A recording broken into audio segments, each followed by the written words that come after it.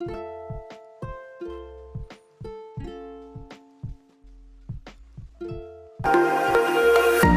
जंगल के लंबे पेड़ों से गुजरते हुए ऐसी आवाज कर रही थी मानो जंगल चीख रहा हो। ये बड़ा पेड़ जो कभी उसे कंफर्ट देता था, आज उसके नीचे भी उसे सुकून नहीं मिल पा रहा था। उसके कदम भारी हो गए थे। उसका हर स्टेप उसके डाउट्स और लाइफ की हेल्पलेसनेस का रिजल्ट था। उसने हमेशा नेचर की गोद में शांति पाई थी, लेकिन अब यही नेचर उसे परेशान कर रहा था। उसे नेचर का ट्रू कलर समझ नहीं आ रहा था। कभी कभी तो उसे लगता कि शायद उसके अंदर ही कोई कमी है, जो वो इस जंगल से डिटैच हो गया है। अजय, जिसने अपनी लाइफ का ट्रू एसेंस इस नेचर में पाया था। एक टाइम था जब वो एक नॉर्मल सी जॉब करता था। उसने 5-6 साल जॉब की, मगर खुद को सिटी लाइफ में एडजस्ट नहीं कर पाया। तब वो नेचर के बीच आया, जिसने उसे inner peace first time feel कराया। उसके बाद उसने अपने आगे के 4 साल इसी जंगल के बीच बिता दिए थे। बाद में अजय बॉटनी का स्टूडेंट रहा और अपनी बैच का गोल्ड मेडलिस्ट रहा। बाद के सालों में उसने अपनी लाइफ को फॉरेस्ट की सेफ्टी के लिए डेडिकेट कर दिया। वो जंगल रेंजर था। लेकिन सिविलाइजेशन का उसकी जिंदगी पर इफेक्ट पड़ता गया। उसने न जाने कितनी ही ब्यूरोक्रेटिक लड़ाइयां लड़ी और नेचर की इग्नोरेंस ने उसे डिसहार्टन फील करा दिया था। कुछ तो ऐसा था जो उसे अकेलेपन की तरफ धकेल रहा था। अजय का रास्ता कंफ्यूजन और रिग्रेट की भूल भुलैया में फंस कर रह गया था। वो न जाने क्यों अपने पास्ट को कुरेदने में लगा था, जहां बीते हुए डिसीजन और अधूरे सपनों की शैडोज छिपी हुई थी। उसका काम उसे इनसिग्निफिकेंट लगने लगा था। ये सन रेज, जो कभी उसके लिए रे ऑफ होप का काम करती थीं, अब पत्तियों के बीच से छिपकर अपने होने की झूठी तसल्ली देती हैं। अजय को ऐसा लगने लगा था कि जंगल खुद भी शोक मना रहा है, उसके साथ रो रहा है। अजय एक सदियों पुराने एक पेड़ के पास रुका, जिसका तना बिजली से झुलस गया था। उसने अपना हाथ उसकी रफ छाल पर रखा। उसमें से थोड़ी छाल उसने उखाड़ने की कोशिश की, मगर अब वो एनर्जी, अब वो कनेक्शन उसे फील नहीं हो रहा था। वो रिलेशन जो उसने पहले हर दिन फील किया था, अब वो गायब हो चुका था। उसकी जगह एक हॉलो एको ने ले ली थी। तभी अचानक जंगल का माहौल बदल गया, मानो एक आवाज ने जंगल के सारे शोर को एक बार में बंद कर दिया। एक ऐसी आवाज जो सुनाई नहीं दे रही थी, मगर महसूस की जा सकती थी। अजय मुड़ा और चारों तरफ देखने लगा। तभी उसे दूर झाड़ियों के बीच से आता हुआ कोई दिखाई दिया। क्या वो कोई जंगली जानवर था? नहीं। जैसे जैसे वो करीब आया तो केसरिया कपड़े और महान पर्सनालिटी वाला एक साधु उसके सामने खड़ा था। साधु जैसे जैसे उसके नजदीक आ रहा था कि अजय को ऐसा लगने लगा जैसे साधु हवा में तैर रहा हो। उसकी प्रेजेंस पीसफुल और इम्प्रेसिव थी। साधु की नजरें जब अजय से मिली, ऐसा लगा जैसे समय रुक गया हो। जंगल, हवा, पूरी दुनिया ने जैसे सांस रोक ली हो। साधु उसके नजदीक आया और आंखों ही आंखों में उसके मन में चल रहे बवंडर को पहचानने लगा। अजय नहीं समझ पा रहा था कि साधु कौन है। इससे पहले उसने इस आदमी को इस जंगल में देखा भी नहीं था। उसने उनसे पूछ लिया, बाबा, आप जंगल के इस पार्ट में कैसे आ गए? आपको शायद पता नहीं, इस एरिया में जानवर बहुत घूमते हैं। मैं तुमसे मिलने आया हूं अजय। तुम्हारे मन में बसा जंगल धीरे धीरे उजड़ रहा है, मैं देख सकता हूं। हाँ, हर किसी का मन एक जंगल ही तो होता है, सीक्रेट्स और हिडन रास्तों से भरा हुआ। ये वो स्थान है जहां हमारा ट्रू नेचर लाय करता है। तुम इस जंगल में बिना मैप के भटक रहे हो, अपने ही बनाए पेड़ों के बीच खोए हुए हो। तुम अपने काम में मीनिंग ढूंढने के लिए स्ट्रगल कर रहे हो। तुम्हें ऐसा लगने लगा है कि तुमने अब तक अपनी लाइफ में जो कुछ भी किया है वो सब यूजलेस है। अजय, तुम जिस जंगल की रक्षा करते हो वो तुम्हारे भीतर मन में बसे जंगल का रिफ्लेक्शन है। सच्चा मीनिंग पाने के लिए तुम्हें पहले अपने दिल की गहराइयों में जाना होगा। क्या तुमने कभी खुद से पूछा है कि क्यों तुम जंगल रेंजर बने? मैं जंगल रेंजर इसलिए बना क्योंकि मुझे कुछ अलग करना था, लेकिन अब जितना मैं कोशिश करता हूँ उतना ही मुझे लगता है कि मैं एक हारी हुई लड़ाई लड़ रहा हूँ। डिफॉरेस्टेशन, पोचिंग, पोल्यूशन, ये कभी खत्म नहीं होगा। नेचर इसके सामने स्टैंड नहीं कर पाएगी। क्या तुमने बोधि ट्री की कहानी सुनी है अजय? अगर नहीं सुनी तो मैं बताता हूं। जिस बोधि ट्री के नीचे बुद्ध ने नॉलेज गेन की, वो तब तक एक सिंपल पेड़ था जब तक कि वो डीप अवेकनिंग की जगह नहीं बन गया। वो वहीं खड़ा रहा दिनों दिन, सालों साल, और आखिरकार एक दिन वो सिंबल ऑफ पीस बन गया। ध्यान देना कि पेड़ वही रहा, पेड़ बदला नहीं, लेकिन उसकी इंपॉर्टेंस, उसकी महत्ता बदल गई। तुम्हारा काम भी उसी पेड़ की तरह है। तुम अपने में जो चेंज लाते हो वो हमेशा दिखाई नहीं देता या तुरंत नहीं दिखता, लेकिन वो तुम्हारे अंदर ही रहता है, बढ़ता और ग्रो करता चला जाता है। लेकिन मुझे कैसे पता चलेगा कि मैं सही रास्ते पर हूं भी या नहीं? सही रास्ता हमेशा सबसे इजी नहीं होता। ये वो है जो तुम्हारे इनर ट्रूथ से मेल खाता है, वो रास्ता जो तुम्हारे दिल को सही लगता है। इसे ढूंढने के लिए तुम्हें अपने भीतर मन में बसे जंगल का पता लगाना होगा कि वहां कैसी हवा बहती है। तुम्हें वहां बसी शैडोज का सामना करना होगा और उस डार्कनेस के बीच छिपी रे ऑफ होप को पकड़ना होगा। तो बताइए ना कि मैं इस जर्नी की शुरुआत कैसे करूं? शांत रहकर और सुनकर। ध्यान रखना कि तुम्हारी दुनिया के ये शोर उस जर्नी में तुम्हारे साथ नहीं होंगे, बल्कि तुम्हारे दिल की खामोशी तुम्हारे साथ होगी।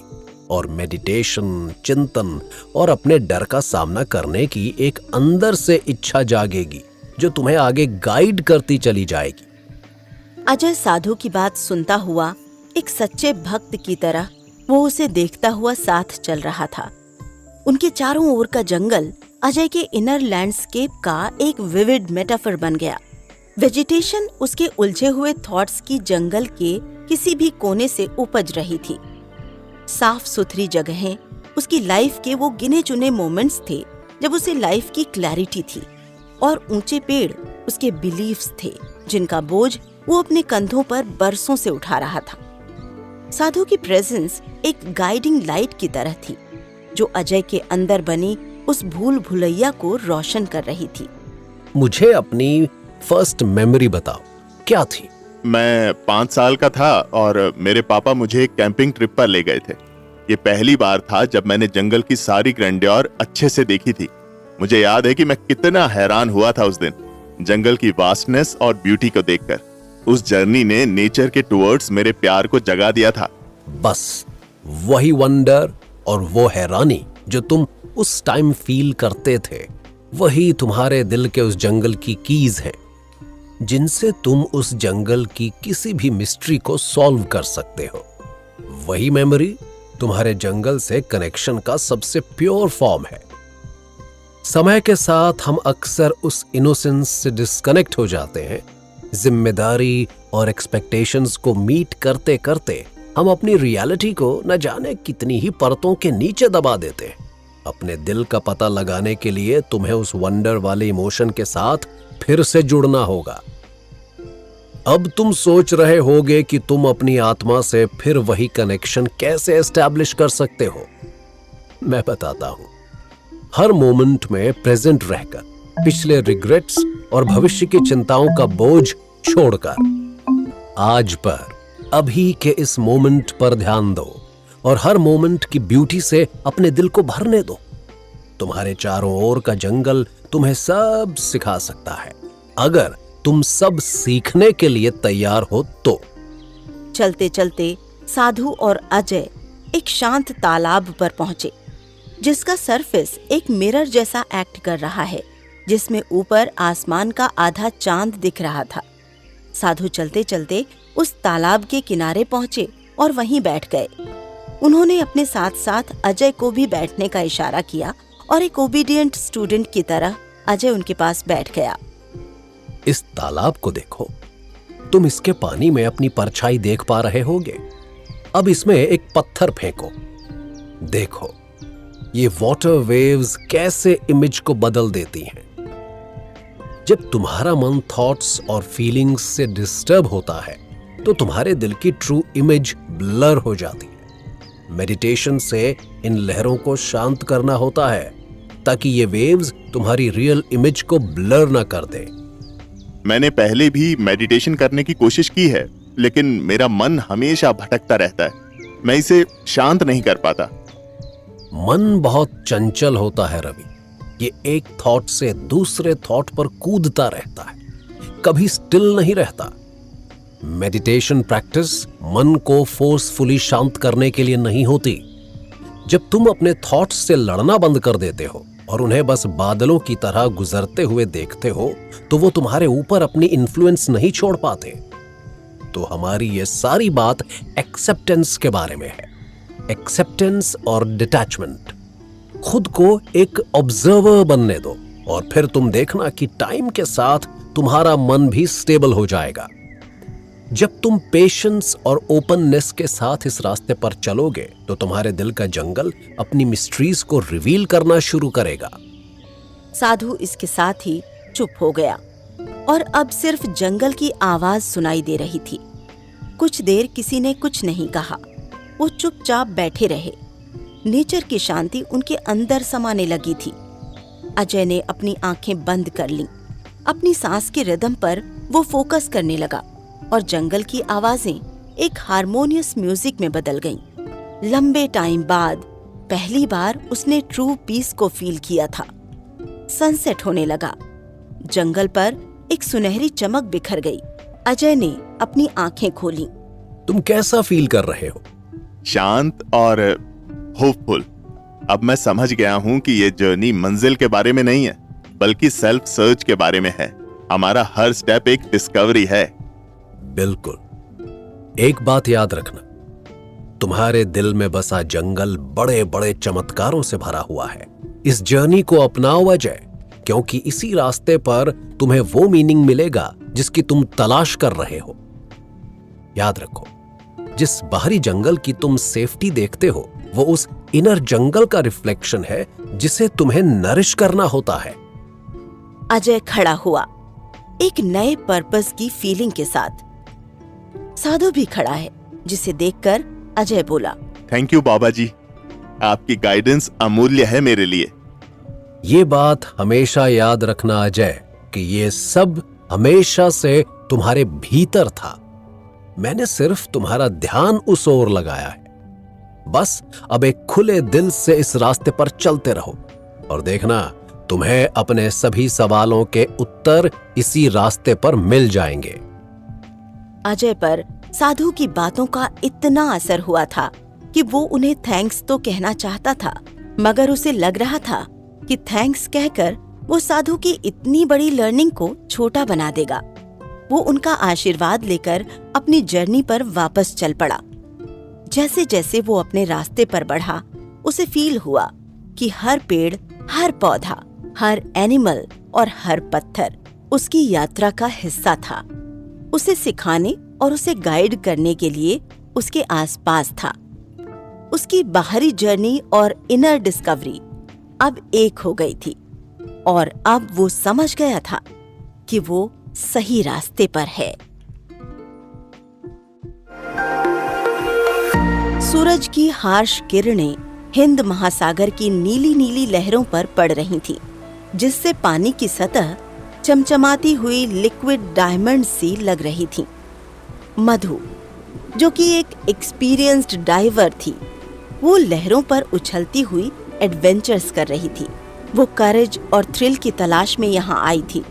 उसे उम्मीद थी कि वो समुद्र की डेप्थ में जब जाएगी तो उसकी ब्यूटी में खो जाएगी। समुद्र ही वो जगह थी जहाँ वो बहुत खुशी से अपने टाइम स्पेंड करती थी। लेकिन आज समुद्र वैसी फीलिंग नहीं दे रहा था। उसे ऐसा लग रहा था जैसे उसके अंदर का दुख भी समुद्र के अंदर समा गया है। सालों से मधु एक एंडलेस क्यूरियोसिटी से मोटिवेट हो रही थी, कुछ नया डिस्कवर करने, अपनी बाउंड्रीज को पार करने और जिसे नहीं ढूंढा जा सका है उसे ढूंढ निकालने की उसकी आदत थी। फिर भी अपनी काउंटलेस डाइव्स और समुद्र से मिले ट्रेजर्स के बावजूद उसे अपने अंदर एक एम्प्टीनेस फील होने लगी थी। हाल के समय में उसके कामों में वो हॉलोनेस दिखने लगी थी। जिस एंथुजियाज्म से वो पहले डाइव करती थी, वो एक्सपीरियंस मानो धुंधला हो गया था। समुद्र जो जनरली उसका घर था, अब समुद्र भी उसे पराया सा लग रहा था। उसके दिमाग में इतना कुछ चल रहा था, मगर फिर भी उसके दिमाग को वापस अपनी डाइविंग पर लगाकर उसने अपना मास्क सही किया और गहरी सांस ली और एक बार फिर वो समुद्र की गहराइयों में उतर गई। इसी उम्मीद में उसने फिर से छलांग मारी कि शायद इस बार समुद्र उसे वो पीस दे सकेगा जिसकी वो तलाश कर रही है। जैसे ही वो गहराई में उतरी, दुनिया धीरे धीरे पीछे छूटती गई और उसकी जगह ले ली सीक्रेटिव और डिसोलेट दुनिया ने। रंग बिरंगी मछलियां उसके आसपास तैर रही थीं। सब कुछ एकदम स्लो हो गया था। सब कुछ कितना ब्यूटीफुल था, मगर मधु के मन की गहराई में उसके आसपास की ये ब्यूटी नहीं चल रही थी। वो तो कंफ्यूजन और होपलेस के समुद्र में फंसी हुई थी। ऐसा लग रहा था जैसे वो अपने सोल के बोट पर बैठी किसी सेफ किनारे की तलाश में इधर उधर भटक रही है। मधु यही सब सोचते हुए समुद्र में तैरते हुए आगे बढ़ रही थी कि तभी उसने पानी में कुछ तो देखा, कुछ ऐसा जो उसने इस मरीन वर्ल्ड में पहले कभी नहीं देखा था। वो आगे बढ़ी तो देखा लूज रोब्स में लिपटा एक साधु समुद्र में उसके सामने था। उसकी प्रेजेंस से ही आसपास की सी लाइफ काम और सीरीन एनर्जी से भर गई थी। ऐसा लग रहा था मानो वो समुद्र में ही पैदा हुआ हो। पल भर के लिए मधु को लगा कि वो कुछ गलत देख रही है, लेकिन जैसे ही वो नजदीक गई, साधु ने अपनी आंखें खोल दी और मधु की ओर देखा। समुद्र की गहराई का पता लगाने वाली मधु साधु की आंखों की गहराई में खो गई। उसके आसपास का वर्ल्ड रुक गया था और सिर्फ एक साउंड सुनाई दे रहा था, किसी के सांस लेने की आवाज। तभी पानी में ही साधु ने कुछ बोला जो मधु को सुनाई दिया। ये कैसे हो सकता था? कोई पानी में बोलकर कम्युनिकेट कैसे कर सकता है, वो भी बगैर किसी इक्विपमेंट के? मगर जब उसने जवाब दिया तो वो भी कम्युनिकेट हुआ। मधु हैरान थी। नमस्ते। नमस्ते। मधु, तुम इतनी गहराई में क्या करने आई? मैं यहाँ कुछ सर्च करने आई हूँ। शायद अपना खोया हुआ वो करेज ढूंढने आई हूँ जो पहले मेरी नसों में बहता था।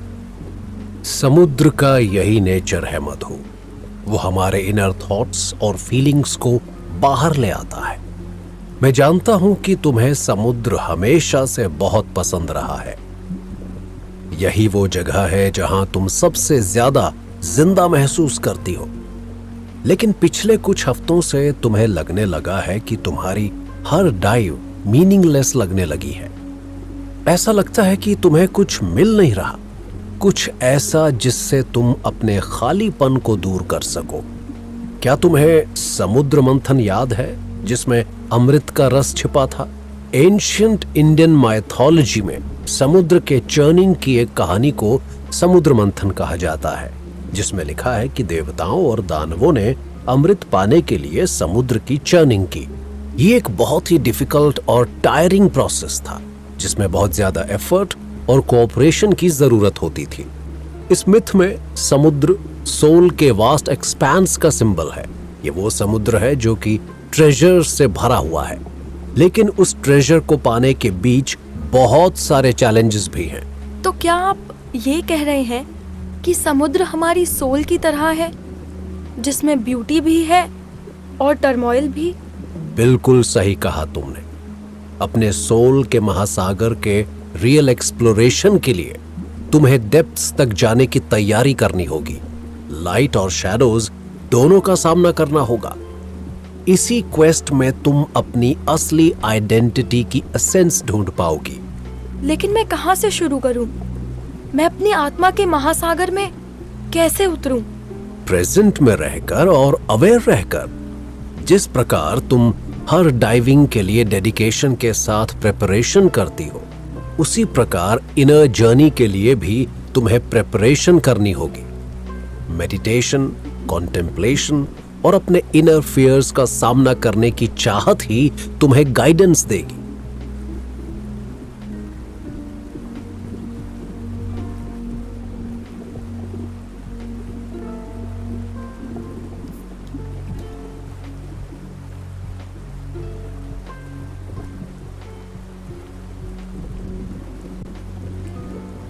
अपनी पहली डाइविंग के बारे में कुछ बताओ।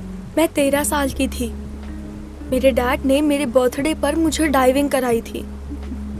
मुझे आज भी याद है वो इंथुजियाज्म, गहराई में उतरते हुए फ्रीडम को फील करना। उस मोमेंट ऐसा लगा मानो एक नई दुनिया की डिस्कवरी की हो।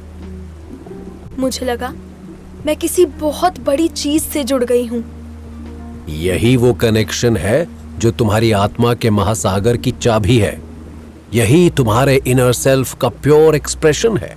देखो, होता यह है कि टाइम के साथ हम इस कनेक्शन से दूर हो जाते हैं, डेली लाइफ और एक्सपेक्टेशंस के बोझ के नीचे दब जाते हैं। अपनी आत्मा का रियल मीनिंग ढूंढने के लिए तुम्हें उस वंडर और यूनिटी की फीलिंग से दोबारा कनेक्ट करना होगा। लेकिन कैसे? मैं कैसे वापस उस कनेक्शन को पा सकती हूँ? हर मोमेंट में पूरी तरह प्रेजेंट रहकर। अपने पास्ट टाइम के रिग्रेट्स और फ्यूचर की वरीज की चिंता छोड़ दो। प्रेजेंट पर फोकस करो और हर मोमेंट की ब्यूटी को अपनी आत्मा में एब्जॉर्ब हो जाने दो। तुम्हारे आसपास का ये जो समुद्र है, ये तुम्हें सब सिखा सकता है। बस तुम्हें इसके सामने सीखने की इच्छा दिखानी होगी।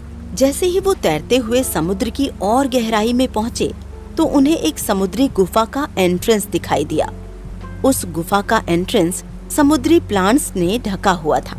साधु ने सिग्नल किया कि मधु उसके पीछे चले। बस फिर साधु आगे आगे और मधु पीछे पीछे। वो दोनों उस गुफा के छोटे एंट्रेंस से अंदर घुसे, जहाँ पानी और ठंडा होता गया और रोशनी भी। Thank you so much. साधु ने उसके थैंक्स का रिप्लाई अपनी पीसफुल स्माइल देते हुए किया।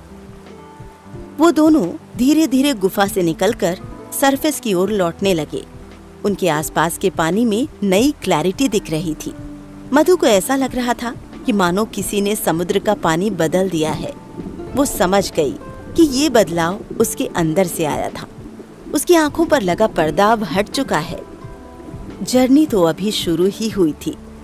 सनसेट हो चुका था और महासागर पर एक गोल्डन ग्लो छाया हुआ था। तभी मधु उस गोल्डन पानी से बाहर निकली। उसने अपना मास्क उतारा और हवा में गहरी सांस ली। इतने सालों में इतनी अलाइव वो पहली बार फील कर रही थी। साधु के वर्ड्स दिमाग में घूम रहे थे और उसे उसकी आगे की जर्नी के लिए मोटिवेट कर रहे थे। मगर ये सब सोचने में वो ये तो भूल ही गई कि साधु उसके साथ पानी से नहीं निकला। उसने एक बार समुद्र को फिर से देखा और मुस्कुराते हुए पानी से बाहर निकलने लगी। उसके मन में एक गहरा ग्रेटिट्यूड था, न सिर्फ साधु की गाइडेंस के लिए बल्कि समुद्र के लिए भी, जिसने आज सुखी लाइफ के लिए सबसे बड़ी लर्निंग दी। उसने अपनी आंखें बंद की और समुद्र के साउंड्स को अपनी आत्मा तक पहुंचने दिया। एक शांत मेलोडी जो उसके इनर मोस्ट से कनेक्ट कर रही थी। उसे पता था कि आगे का रास्ता आसान नहीं होगा। उसे कई चैलेंजेस और फियर्स का सामना करना पड़ेगा, लेकिन उसे ये भी रियलाइजेशन हुआ कि वो अकेली नहीं है। समुद्र, साधु और उसकी अपनी इनर स्ट्रेंथ उसे अब गाइड करेंगे। मधु ने आंखें खोली और आसमान में टिमटिमाते तारों को देखा। उसे लगा कि इससे भी आगे एक नई दुनिया है जिसकी खोज में वो जर्नी करेगी। उस रात मधु ने अपनी डायरी में लिखा, आज मुझे रियलाइजेशन हुआ कि मेरी आत्मा एक बाउंडलेस महासागर के जैसी है, जिसमें ब्यूटी के साथ साथ मिस्ट्रीज भी छिपी हुई हैं। हर डाइविंग मेरे अंदर की एक नई दुनिया को एक्सप्लोर करती है। मुझे पेशेंस रखना होगा और अपने हर इनर फियर का सामना करना होगा। लेकिन मैं जानती हूँ कि इस जर्नी के एंड में पीस और कंटेंटमेंट मिलेगा। अपने आने वाले दिनों और महीनों में मधु ने धीरे धीरे अपने इनर पीस और सेल्फ एक्सेप्टेंस की राह पकड़ी। हर डाइविंग उसके लिए सेल्फ डिस्कवरी की एक नई सीमा बन गई। जब भी वो गहराई में उतरती तो साधु की टीचिंग्स उसके साथ रहती। वो अपने अंदर की लाइट और शैडोज को एम्ब्रेस करने लगी, समझने लगी कि वो उसके एग्जिस्टेंस का हिस्सा हैं। वो कभी कभी उन गुफाओं में जाती और ल्यूमिनेसेंट क्रीचर्स की लाइट में बैठकर मेडिटेशन करती। ये मोमेंट उसे शांति और फोकस देते थे। और बाकी दिनों में वो बिना किसी पर्पस के सिर्फ समुद्र में तैरती रहती और उसे अपनी आत्मा से कनेक्ट करने की कोशिश करती। टाइम के साथ मधु ने फील किया कि उसकी इनर जर्नी ने उसे एक नया पर्सपेक्टिव दिया है। वो अब दुनिया को एक नए नजरिए से देखने लगी है। उसके लिए हर मोमेंट एक्सप्लोरेशन का एक नया चांस बन गया। जब भी डाउट्स या निराशा उसके मन में आती तो वो समुद्र के किनारे बैठकर शांति की तलाश करती। वो साधु की टीचिंग्स को याद करती और फिर एक बार अपनी जर्नी पर निकल पड़ती। साधु की शिक्षाएं उसके दिल में बसी हुई हैं, उसे याद दिलाती हैं कि लाइफ एक जर्नी है और इंटरनल सर्च की है प्रेजेंट में मौजूद रहना। जब भी वो भटकती है तो समुद्र उसे रास्ता दिखाता है, एक विशाल शांत आसमान की तरह जहां वो अपनी आत्मा की गहराइयों में उतर सकती है। इस तरह मधु की कहानी सेल्फ डिस्कवरी की एक इटर्नल जर्नी का जीता जागता एग्जाम्पल है, जिसमें समुद्र और एक साधु उसके गाइड बने। ये एक जर्नी है जिसका कोई एंड नहीं है, लेकिन यही जर्नी अपने हर कदम पर नई खुशियां और नई नॉलेज लेकर आती है, क्योंकि लाइफ की डेप्थ को समझने के लिए हमें अपनी आत्मा के महासागर में डाइव करना होगा, जहां ढेरों मिस्ट्रीज और खुशियां छिपी हुई हैं।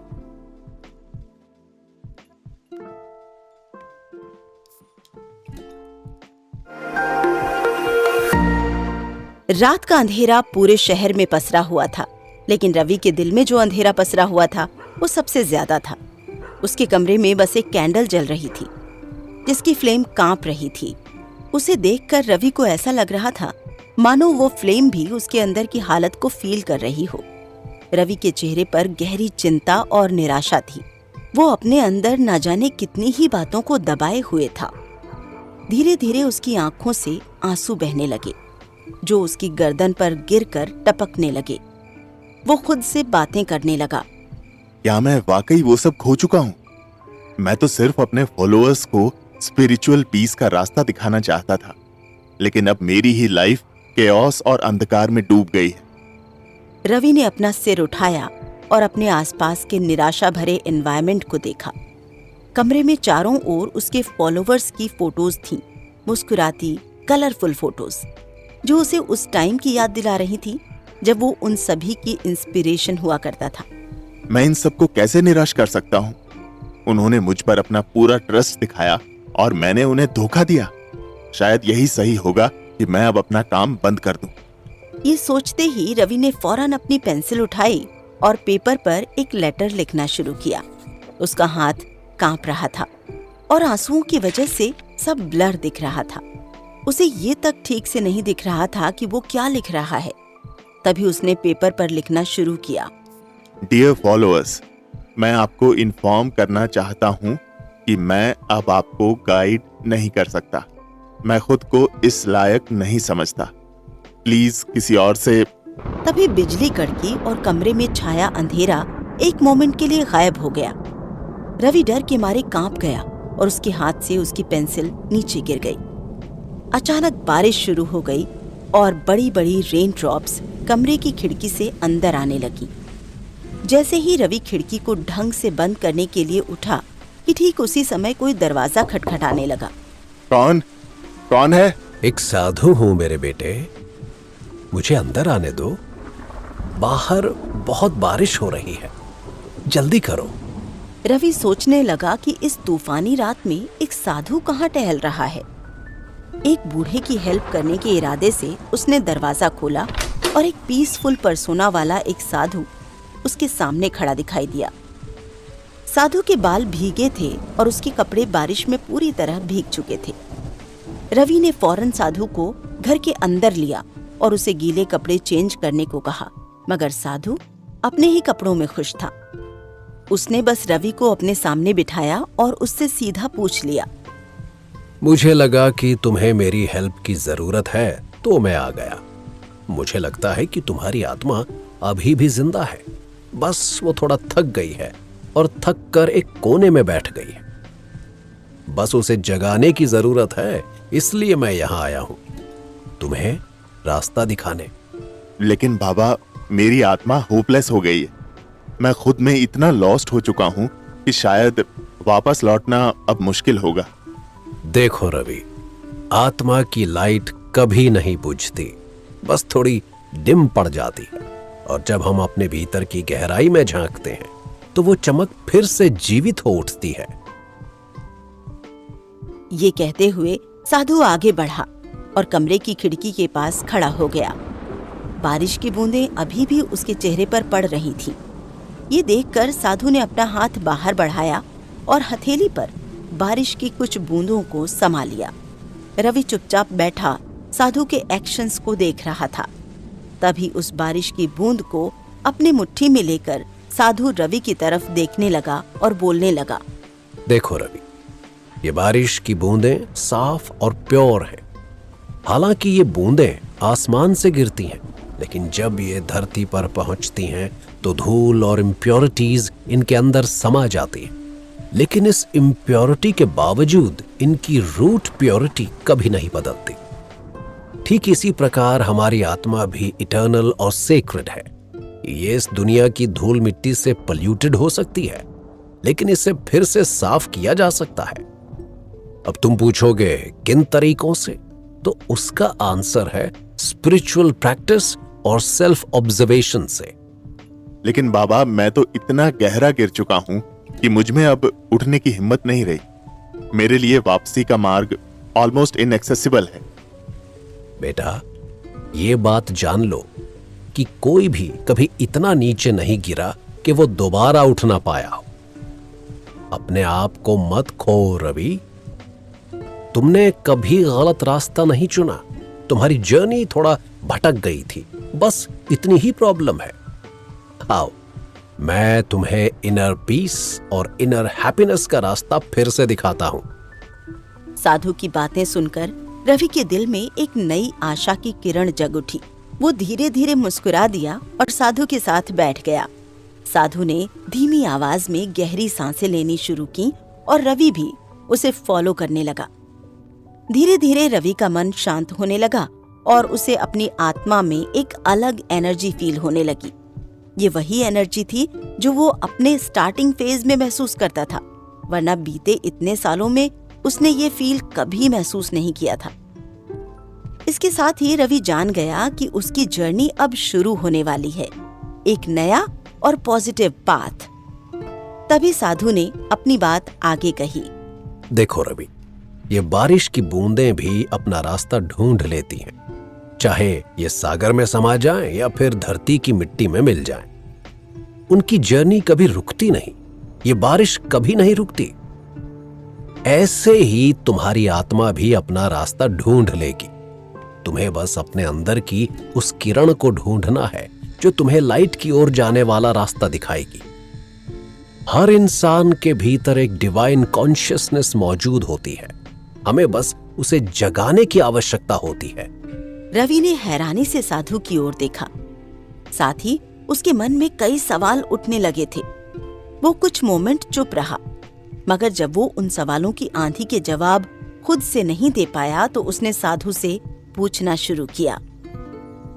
लेकिन बाबा, मैंने तो बहुत कोशिश की, फिर भी मैंने अपने अंदर की आवाज को नहीं सुना। क्या मैं भी अपने अंदर जल रही फ्लेम को जिंदा रख पाऊंगा? वही दिया तुम्हारी स्पिरिचुअल जर्नी का सिंबल है। इसकी फ्लेम तुम्हारी आत्मा के अंदर जल रही चिंगारी को दिखाती है। बस उस चिंगारी को आग में बदलने की देर है रवि। रवि, आत्मा की आवाज शांति और एकाग्रता में ही सुनी जा सकती है। हम दिन रात इतने बिजी रहते हैं, कंफ्यूजन्स और भटकाव में इतना डूबे रहते हैं कि हमारी आत्मा हमें अंदर से पुकारती रहती है, मगर बाहर के केओस में हम अपने अंदर की आवाज सुन ही नहीं पाते। साधु शांत मुद्रा में बैठ गया और उसने रवि को भी वैसा ही करने को कहा।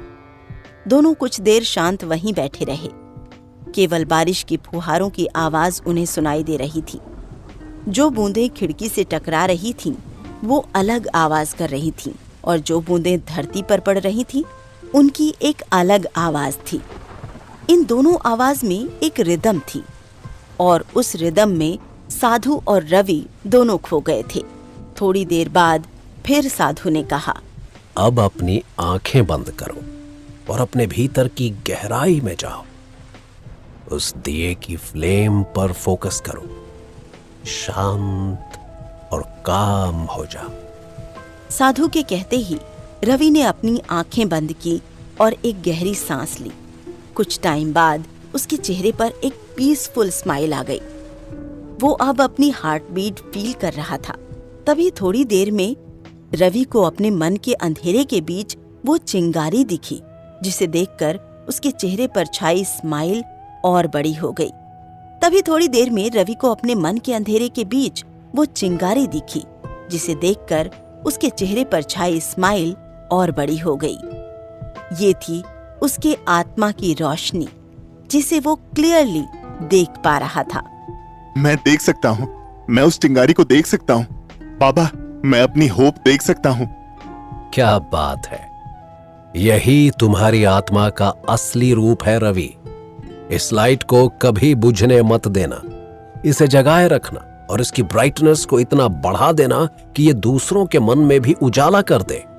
तभी बाहर बारिश रुक गई।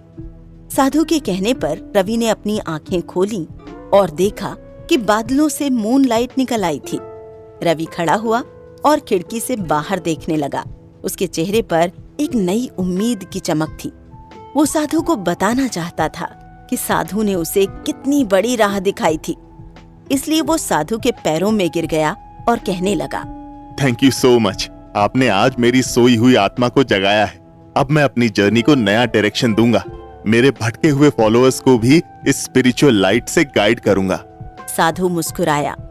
उसने रवि के सर पर हाथ रखा और उसे आशीर्वाद देते हुए वहां से चला गया। रवि कुछ देर और खिड़की के पास खड़ा रहा। अब उसके चेहरे पर पीस और कॉन्फिडेंस की झलक थी। उसने सोचा कि यही तो उसकी आत्मा की गहराई है। इसी रोशनी को वो इतने टाइम से बाहर ढूंढ रहा था। वो तो उसके अंदर ही थी, मगर वो उसे अपने भीतर भी ढूंढ नहीं पाया था।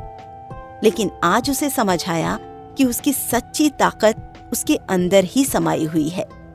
रवि धीरे से मुस्कुराया और अपनी आंखें बंद की। उसने एक गहरी सांस ली और अपनी आत्मा की रोशनी पर फोकस किया। उसके मन में शांति की लहरें उठने लगी थीं। कुछ देर बाद उसने आंखें खोलीं। अब उसके चेहरे पर एक नई एनर्जी और सेल्फ कॉन्फिडेंस झलक रहा था। सुबह की फर्स्ट सनरेज कमरे में आने लगी थीं। रवि खिड़की के पास खड़ा नए चैप्टर की शुरुआत करने के लिए तैयार था। वो जानता था कि आगे का रास्ता आसान नहीं होगा, लेकिन अब उसके भीतर आत्मा की रोशनी दिखने लगी थी। उसने अपने फॉलोअर्स की फोटोज पर गौर किया और मन ही मन उनसे माफी मांगी। फिर उसने फर्म रेजोल्यूशन लिया कि वो उन सभी को फिर से गाइड करेगा और उन्हें भी अपनी आत्मा की रोशनी से मिलवाने में हेल्प करेगा। रवि ने अपने घर का दरवाजा खोला और बाहर निकला। वो अपने फॉलोअर्स से मिलने के लिए निकल पड़ा।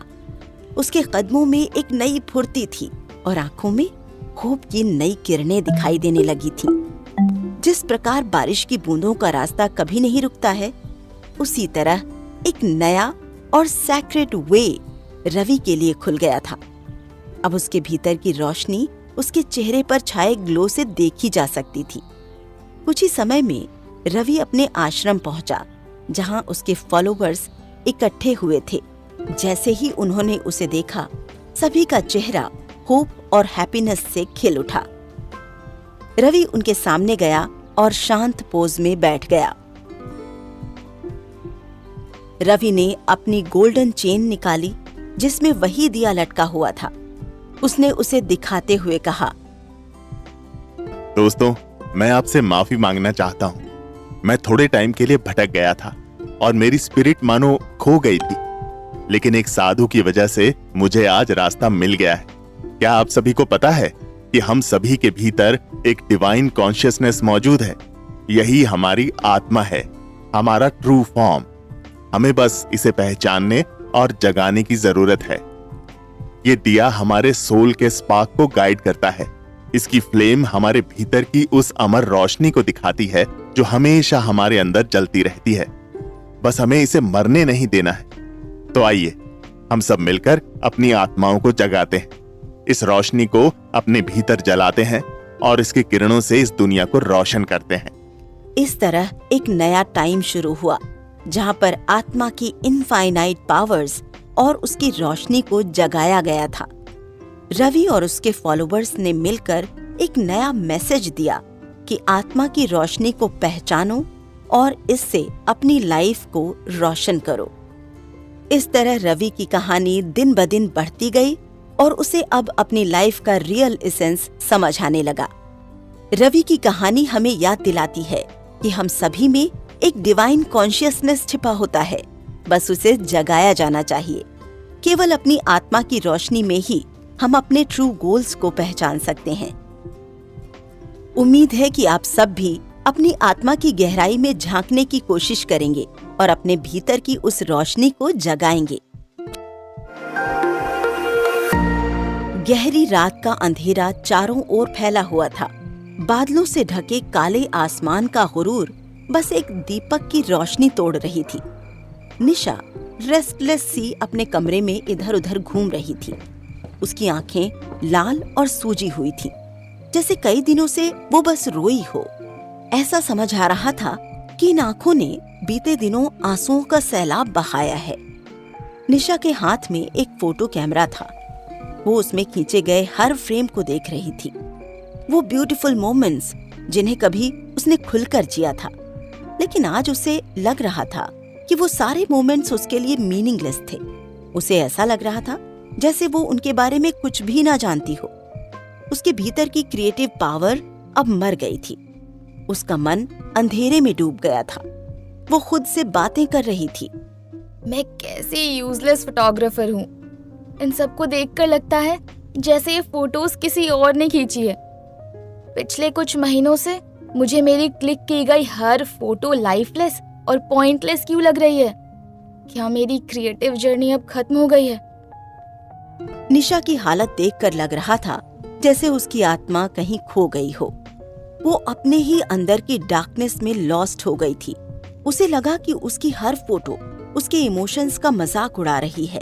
उसे अचानक इतना गुस्सा आया कि उसने अपने कैमरे को जोर से फेंकने की कोशिश की, लेकिन फिर बीच रास्ते में ही रुक गई और खुद से पूछने लगी, क्या मुझे अब गिव अप कर देना चाहिए? क्या मैं इस फेज से कभी बाहर नहीं निकल पाऊंगी? अचानक से उसने अपने साइड कैबिनेट पर रखी एक शराब की बोतल देखी। वो धीरे से उसके पास गई और उसे हाथों में उठा लिया। एक स्माइल उसके चेहरे पर छा गई, लेकिन उसकी आंखों में गहरा अंधेरा समाया हुआ था। उसने बोतल के ढक्कन को खोलने की कोशिश की और जैसे ही वो उसे पीने के लिए आगे बढ़ी, उसी टाइम दरवाजे पर किसी ने दस्तक दी। निशा रुक गई और उसने वापस बोतल को साइड कैबिनेट पर रखा और उसका ढक्कन बंद किया। दरवाजे पर फिर से नॉक हुआ तो उसने आवाज लगाकर पूछा, कौन है? तुम जो भी करने जा रही हो वो गलत है बेटा। किसी बूढ़े आदमी की इस आवाज को सुनकर मानो निशा को अल्टीमेट पीस और पॉजिटिविटी का एहसास हुआ।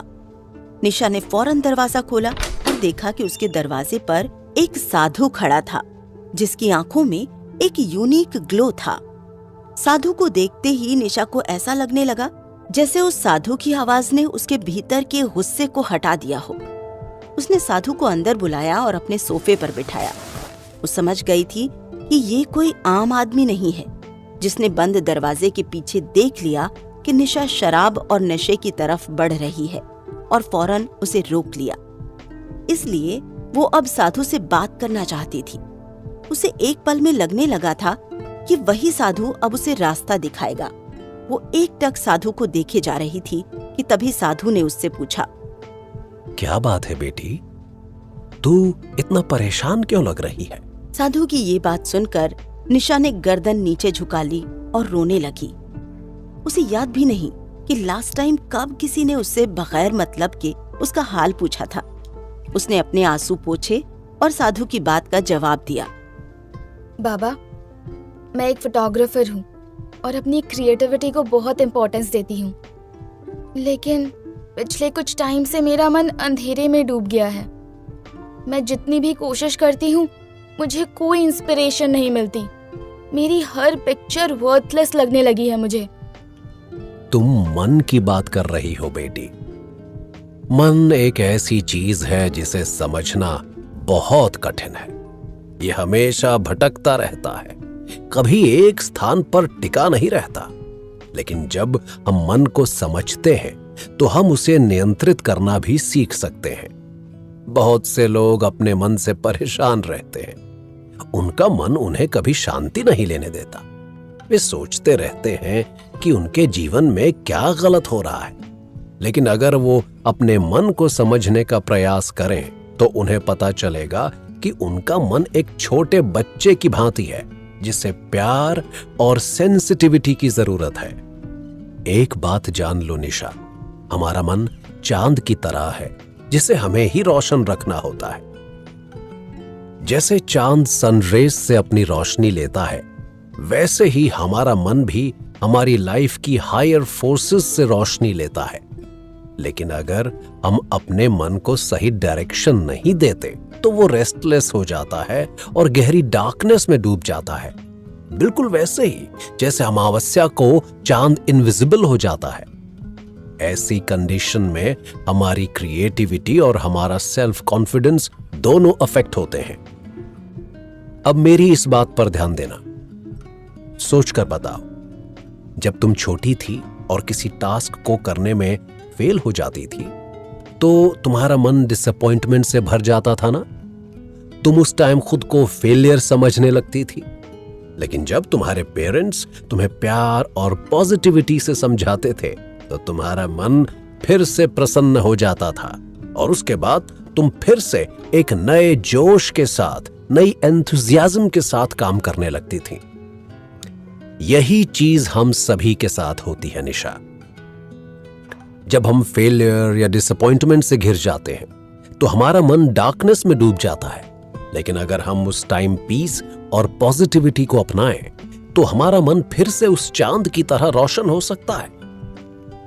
किसी भी आर्टिस्ट की क्रिएशन देखो, चाहे वो पेंटर हो, सिंगर हो या फिर डांसर। जब उनका मन काम और फोकस्ड होता है तभी वो अपनी बेस्ट आर्ट दुनिया के सामने ला पाते हैं।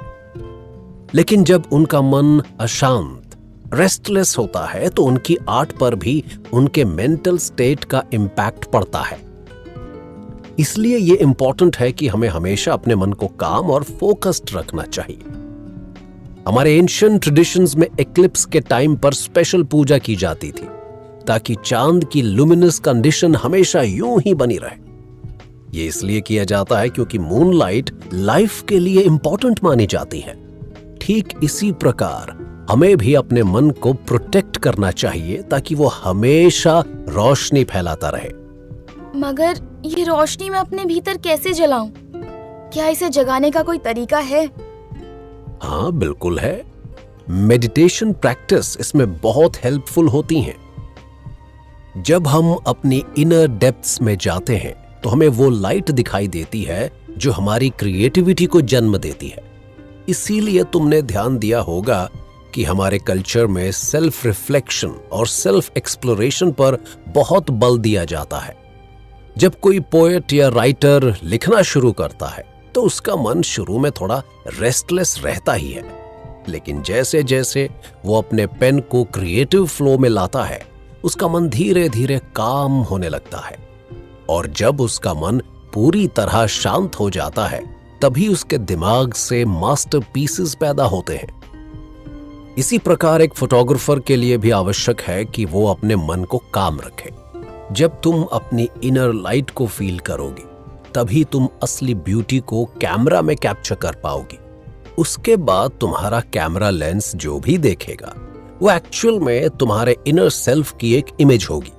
तुम्हें भी अपने मन को शांत करना होगा। जब तुम्हारा मन काम और फोकस्ड होगा, तभी तुम उस इनर लाइट को देख पाओगी जो तुम्हारी क्रिएटिविटी का रियल सोर्स है। मेडिटेशन प्रैक्टिस इसमें तुम्हारी हेल्प करेगी। थैंक यू सो मच बाबा। अब मैं पूरी तरह से समझ गई हूँ। मैं मेडिटेशन प्रैक्टिसेस को अब अपनी डेली रूटीन का हिस्सा बना लूंगी, ताकि मेरा मन काम रहे और मैं उस इनर लाइट को फिर से पा सकूं, जो न जाने कितने सालों से मेरे मन के अंदर छिपी हुई है।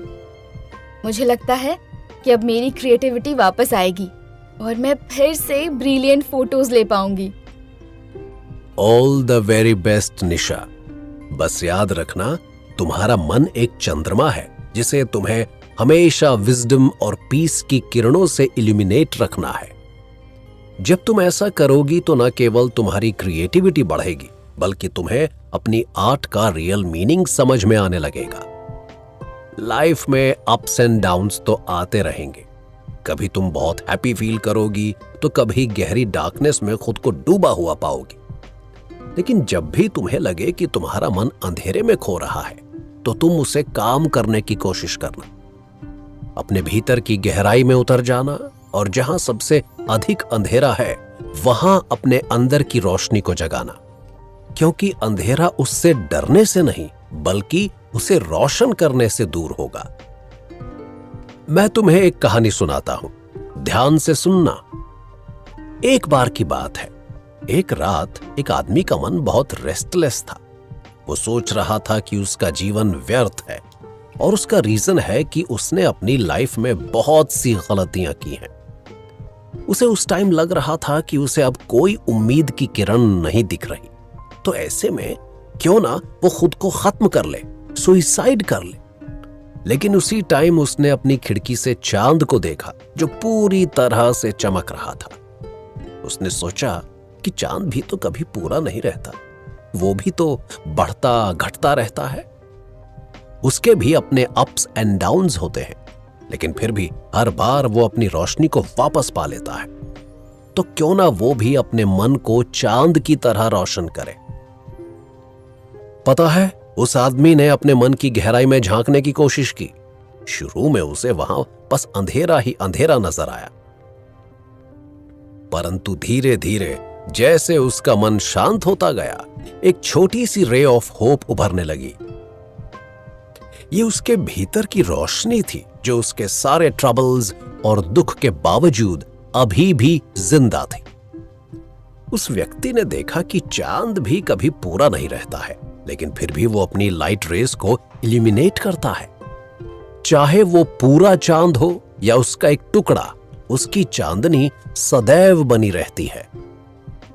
इसी प्रकार उसके भीतर की छोटी सी रे भी अपनी रोशनी बनाए रखने में कैपेबल होगी। इस प्रकार उस आदमी की लाइफ में फिर से रोशनी आई। चांद की तरह उसका मन भी अब चमकने लगा था। जब भी अंधेरा उस पर हावी होने लगता, वो अपनी इनर स्ट्रेंथ से उस अंधेरे को दूर कर देता। वो आदमी समझ गया था कि लाइफ में सुख और दुख दोनों आते जाते रहते हैं, लेकिन जो आदमी अपने मन को रोशन करके रखता है, वही हर सिचुएशन से निपट पाता है। इसी प्रकार हमारा मन भी एक चांद की तरह है बेटा। जब हम उसे शांति और पॉजिटिविटी से भरते हैं, तो वो अपनी क्रिएटिव पावर्स को शो करता है। लेकिन अगर हम उसे निराशा और नेगेटिविटी में फंसाए रखेंगे, तो वो अपनी रोशनी खो बैठेगा। इसलिए बहुत इंपॉर्टेंट है कि हम हमेशा अपने मन को रोशन करते रहें। हालात चाहे कितने भी एडवर्स क्यों ना हो जाएं, हमें अपनी इनर लाइट को कभी बुझने नहीं देना चाहिए, क्योंकि यही हमारी क्रिएटिविटी और लाइफ फोर्स की रूट है। हम एक और एग्जाम्पल से इस बात को समझते हैं। कई बार मैंने ग्रेट राइटर्स और आर्टिस्ट्स को इस बात का गवाह बनते देखा है।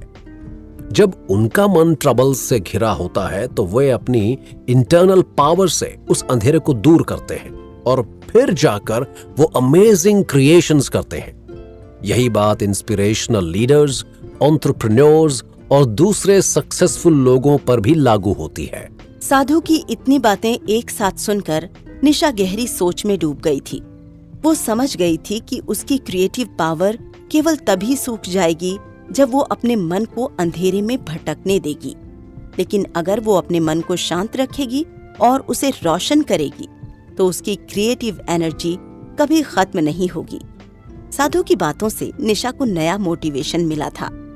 थैंक यू सो मच बाबा, आपने मेरे मन के अंधेरे को दूर कर दिया है। अब मुझे पता चल गया है कि मेरी क्रिएटिविटी कैसे सस्टेन्ड रहेगी। मैं अपने मन को हमेशा शांत रखूंगी और अपने भीतर की गहराई में उतरकर उस खोई हुई रोशनी को ढूंढ निकालूंगी जो मेरी आर्ट की मेन रूट्स हैं। बहुत अच्छा बेटी, याद रखना लाइफ का हर दिन अलग होता है। कभी तुम्हारा मन रोशन रहेगा तो कभी निराशा के बादल आकर अंधेरा कर देंगे, लेकिन उस टाइम मेडिटेशन प्रैक्टिसेस तुम्हें सपोर्ट देंगी। जब भी लगे कि तुम्हारा मन रेस्टलेस हो रहा है तो उसे शांत करने की कोशिश करना। ये एक प्रैक्टिस है जिसे तुम्हें रेगुलरली करना होगा। हाँ, मैं जरूर मेडिटेशन प्रैक्टिसेस को अपने डेली रूटीन का हिस्सा बनाऊंगी। मैं अपने मन पर लगातार नजर बनाए रखूंगी और उसे रोशन करने के लिए मेडिटेशन और साधना का सहारा लूंगी।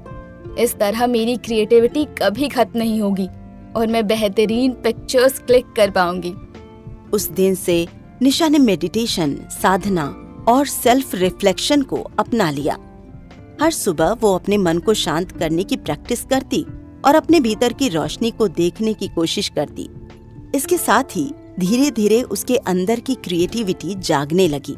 अब उसका क्लिक किया हुआ हर एक फोटो उसके मन की शांति और फोकस का रिफ्लेक्शन दिखाता।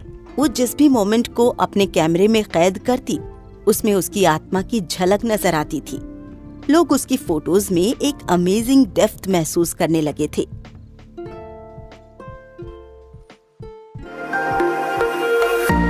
अनुभव रेस्टलेस होकर कमरे में इधर उधर वॉक कर रहा था।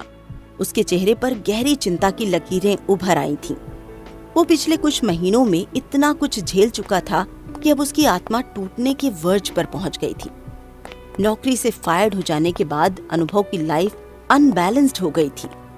उसने दिन रात मेहनत की थी, लेकिन उसके सपने एक एक करके टूटते जा रहे थे। वो एक हाईली ट्रेन्ड एस्ट्रोनॉट था जिसने अपने करियर को स्पेस के लिए डेडिकेट कर दिया था। उसके लिए ये जॉब सिर्फ एक काम नहीं थी, बल्कि उसकी लाइफ का गोल थी। अनुभव की आंखों के सामने उन दिनों की यादें तैरने लगीं जब वो स्पेस की क्लास में बैठकर एस्ट्रोनॉमी के डीप प्रिंसिपल्स को सीखता था। वो घंटों लगातार स्टडी करता रहता, सिमुलेटर पर स्टडी करता और दिन रात मेहनत से पढ़ाई करता। उसकी फैमिली के लिए भी ये मुश्किल दौर था, लेकिन उन्होंने हमेशा उसका साथ दिया और उसे एनकरेज करने की कोशिश की थी। फिर वो दिन आया जब उसे स्पेस एजेंसी में रिक्रूट किया गया। ये उसकी लाइफ का सबसे हैप्पी मोमेंट था। उस दिन उसने खुद से वादा किया था कि वो अपने गोल पर फोकस्ड रहेगा और स्पेस के प्रोग्राम्स में योगदान देगा। लेकिन कुछ ही सालों बाद उसकी एजेंसी किसी स्कैंडल में फंस गई और एक एक करके बहुत से लोग जॉब से निकाले जाने लगे। और फिर एक दिन ऐसा आया जब अनुभव भी इन लेऑफ्स का शिकार हो गया।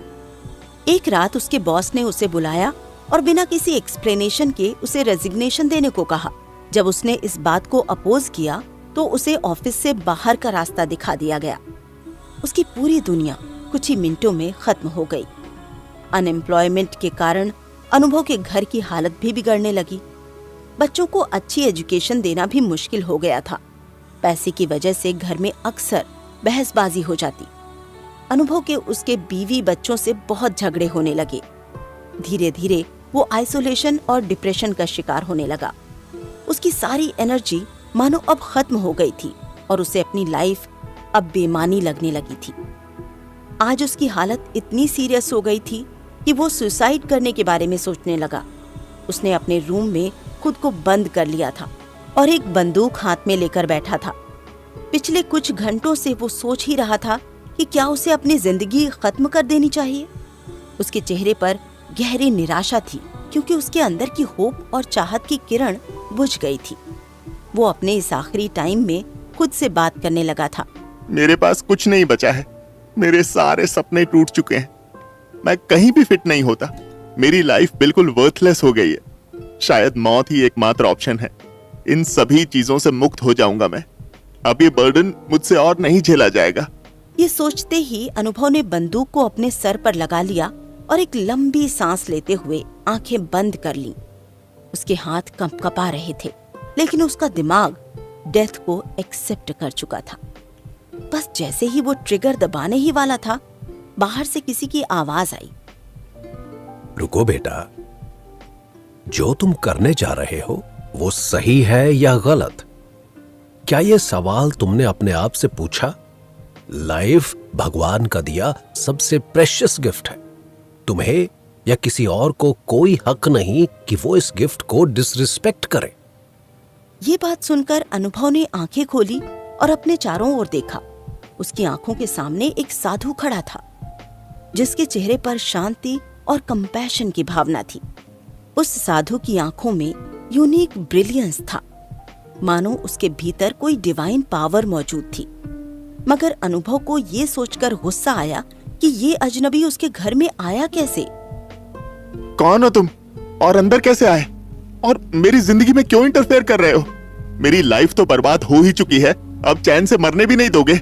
मेरा नाम ज्ञानदास है, मैं एक साधु हूं और इस धरती के सभी लोगों का कल्याण ही मेरा लाइफ पर्पस है। मुझे लगा तुम बहुत डीप पेन में हो, इसलिए तुम्हारी हेल्प करने आ गया। हेल्प? अब मेरा किसी की हेल्प से कुछ नहीं हो सकता। मैं सब कुछ खो चुका हूँ। जीने का क्या मतलब? मुझे मेरी ये लाइफ ही पॉइंटलेस लगती है। ऐसा नहीं है बेटा, तुम अभी लॉस्ट हो गए हो, इसलिए तुम्हें ऐसा लग रहा है। लेकिन तुम्हें यह नहीं भूलना चाहिए कि हर इंसान के भीतर एक अमेजिंग पावर छिपी होती है, जिसकी रोशनी हमारे अंदर के अंधेरे से हमें मुक्ति दिलाती है। तुम्हें भी उस पावर को पहचानने की आवश्यकता है। कौन सी पावर? मुझ में तो अब कुछ भी नहीं बचा। मैं एक हारा हुआ आदमी हूँ।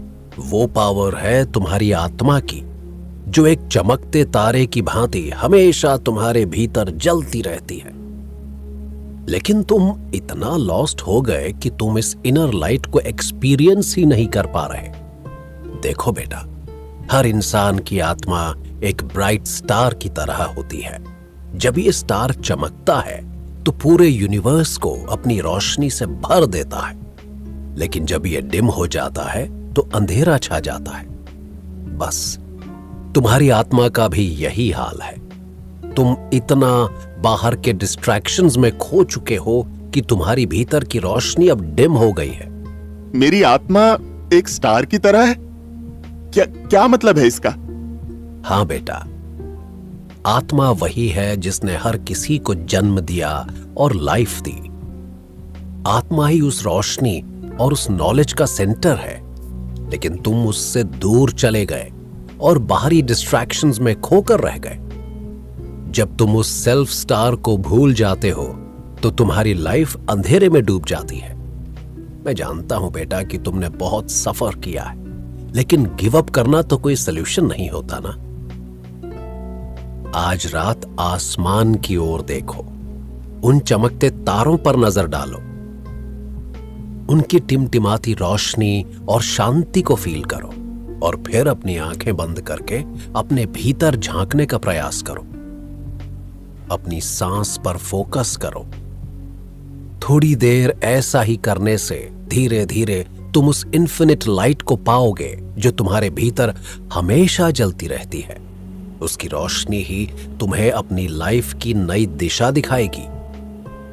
ये बोलते ही साधु चुप हो गया और वो यूं ही कुछ देर चुप रहा। वो बस अनुभव को देखे जा रहा था। ऐसा लग रहा था मानो वो अनुभव को सोचने का टाइम दे रहा है। अनुभव भी उसकी बातों को सोच रहा था कि साधु ने ये बात तो सही कही कि उसने सफर तो बहुत किया था, मगर क्या वो इतनी जल्दी गिव अप कर रहा था? थोड़ी देर बाद साधु ने अपनी बात पूरी करते हुए कहा, सुन बेटा, मैं जानता हूं कि तुम्हें बहुत दुख और सफरिंग झेलनी पड़ी, लेकिन अगर तुम सरेंडर कर दोगे तो ये सिर्फ तुम्हारी हार नहीं होगी, बल्कि उस डिवाइन सोल पावर की भी हार होगी जो तुम्हारे अंदर बसती है। उस पावर को मारने का नहीं, बल्कि जगाने का टाइम आ गया है। याद रखो बेटा, अगर पूरा यूनिवर्स एक इन्फिनिट लाइट है तो तुम्हारे इस छोटे से शरीर में भी वही इन्फिनिट लाइट बसी हुई है। तुम जो भी सपना देखोगे वो सब तुम्हारी इसी आत्मा से जन्म लेंगे। यदि तुम अपनी इस इनर लाइट से कनेक्ट हो गए तो तुम्हारी लाइफ फिर से खिल उठेगी। लेकिन मैं कैसे अपनी सोल से कनेक्ट करूं? मेरे पास तो अब कुछ भी नहीं बचा है। गलत बात है बेटा, तुम्हारे पास सब कुछ प्रेजेंट है, बस तुम्हें अपनी नजर को बदलना होगा।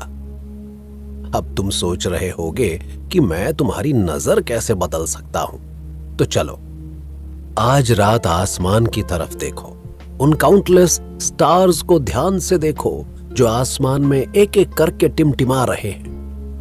उनकी शांति और उनकी उस रोशनी को फील करने की कोशिश करो अनुभव। फिर अपनी आंखें बंद कर लो और अपने मन के अंदर जाओ, अपनी सांस पर फोकस करो। थोड़ी देर ऐसा ही करते रहो।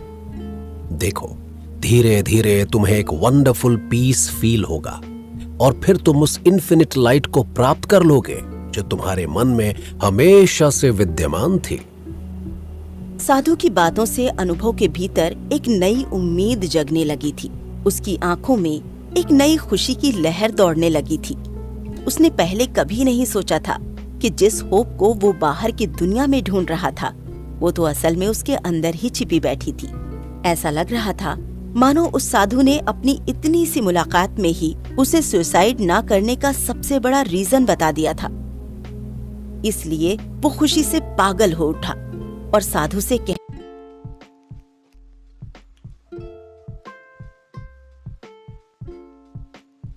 लगा, मैं ट्राई करूंगा बाबा। मुझे उम्मीद है कि मैं अपनी सोल की लाइट को फिर से हासिल कर लूंगा।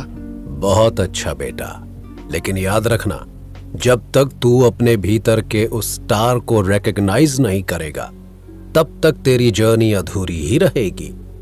लेकिन जब तू उसकी रोशनी में चलेगा तो तेरी लाइफ एक नए सिरे से शुरू होगी। तेरे सभी स्ट्रगल्स दूर हो जाएंगे और तू फिर से हैप्पीनेस और सेटिस्फैक्शन फील करेगा। ये कहते ही साधु वहां से उठकर चलने लगा। अनुभव भी उसकी रिस्पेक्ट में खड़ा हो गया और उसकी ओर देखने लगा। अनुभव के चेहरे पर अब होप और पॉजिटिविटी की एक नई किरण चमक रही थी। थैंक यू बाबा, आपने मुझे नई लाइफ दी है। मैं जरूर अपनी सोल को डिस्कवर करूंगा। अरे थैंक्स किस बात का बेटा, मैंने तो बस तुम्हारी उस पावर को तुमसे मिलवाया है जो तुम्हारे भीतर ही बसी हुई है। अगर तू उस रोशनी को एक्सपीरियंस करेगा तो फिर कभी लॉस्ट नहीं होगा। ये कहते ही साधु वहां से चलता बना और देखते ही देखते वो अनुभव के उस रूम से बाहर निकल गया। साधु तो वहां से चला गया, मगर उसकी बातें अनुभव के मन में गूंजने लगीं। जब तक तू अपने भीतर के उस स्टार को रिकॉग्नाइज नहीं करेगा, तब तक तेरी ये जर्नी अधूरी ही रहेगी। अनुभव अपनी सांस पर फोकस करने की कोशिश करने लगा और धीरे धीरे एक गहरी शांति उसके अंदर उतरने लगी।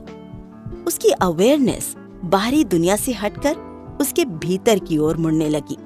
कुछ ही देर में उसे एक अमेजिंग लाइट का एहसास होने लगा। ये एक छोटी सी रोशनी उसके दिल से निकल रही है। टाइम के साथ साथ धीरे धीरे ये किरण मजबूत होने लगी और अनुभव को एक गहरे पीस और कंटेंटमेंट की फीलिंग आने लगी। अनुभव की आंखों के सामने साधु के चेहरे की झलक आने लगी थी। वो अपने विजन में एक नए पर्सपेक्टिव को लाने लगा।